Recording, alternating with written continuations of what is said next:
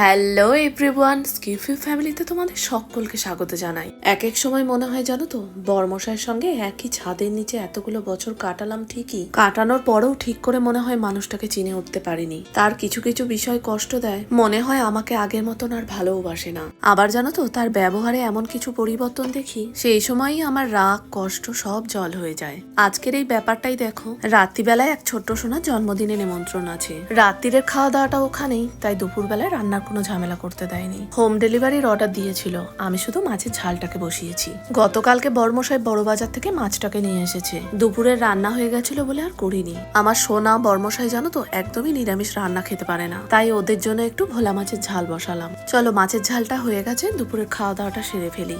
এখন রাত 8টা মতন বাজে। এতক্ষণে আমাদের জন্মদিন